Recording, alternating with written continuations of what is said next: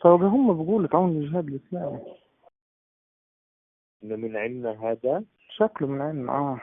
The Israeli military has released audio of what is said to be a call between Hamas officials that it claims is proof Israel was not to blame for the deadly bombing of a Gaza hospital. After the strike occurred, Hamas, a U.S.-designated terrorist group, and the governing body of Gaza quickly said at least 500 people were killed and immediately blamed Israel. However, the Israel Defense Forces strongly pushed back on the accusation and said the incident was the result of an errant strike from a separate terrorist group in Gaza, the Palestinian Islamic Jihad.